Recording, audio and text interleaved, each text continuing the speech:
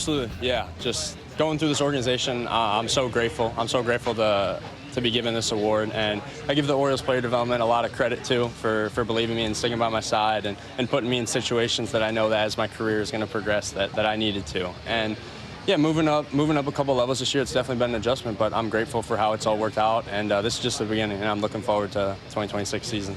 Let's dive into that a little bit, because you've said you take it day by day. That's how you handle moving up. But what about it fundamentally for you, whether it's I want to get to know this clubhouse as soon as possible, I want to find my breakfast spot, what makes you at home quickest every time you do change a level?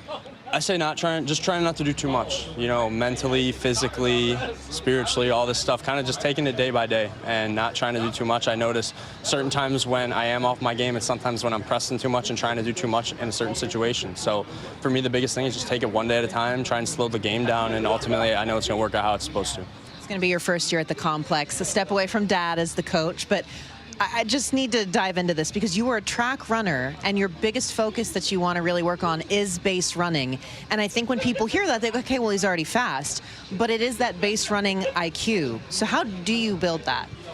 Just working on jumps, I would say the biggest thing for me, just learning how to read pitchers and stuff and just polish everything. You know, in high school, base running, it's more just, all right, you take off and you're safe every time. You know, these guys are real good, and I realized that going through my first year of pro ball. So there's definitely some stuff I need to polish up, but nothing that's concerning that I'm concerned about, and I know the guys here aren't concerned about, so just taking it day by day. What is that relationship like with all of your different first base coaches? Because ultimately they're the ones who are also watching that with you.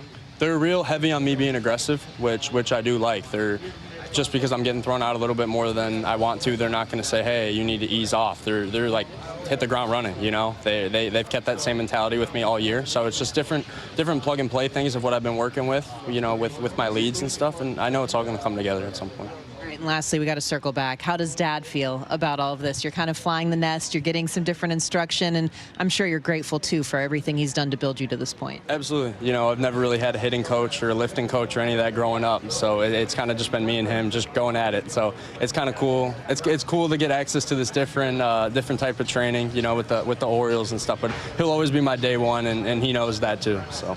I'm sure, again, plenty of reasons for the George family to be proud of this one. Our Brooks Robinson Player of the Year award winner, Nate George. Nate, congratulations. Thank you. Thank you. God bless. I really enjoyed my time at Liberty. I think the biggest thing I could say about that is the coaching staff there. I really enjoyed my head coach, Scott Jackson, my pitching coach, Matt Williams. You know, they poured so much love and devotion into me. It really showed me, like, what I could be as a pitcher. What has that meant to you? You sign as a free agent, and you get to relatively stay in the same area.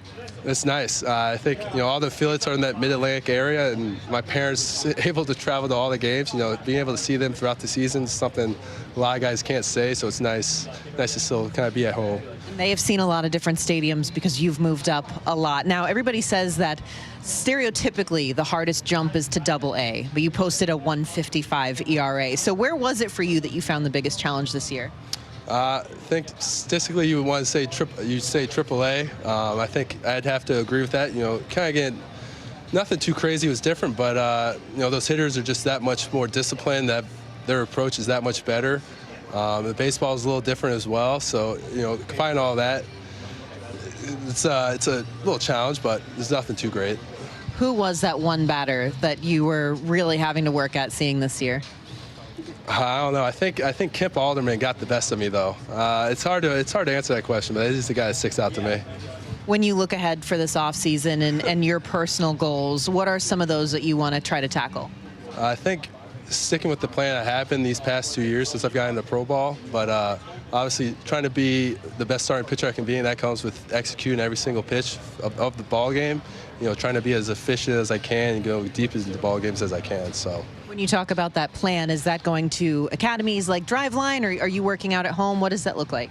Yeah, I'll be working out at home, but the game plan that the O's give me, you know, they do a great job of explaining the why and how. They've given me a clear path to reach the big leagues, and I think that it goes, and you can see it. Well, we can definitely see that. Again, you're taking home the prestigious title with Jim Palmer's name attached to it. No small feat there. And again, our award winner for this year, Trey Gibson. Trey, congratulations. Thank you. It's an honor.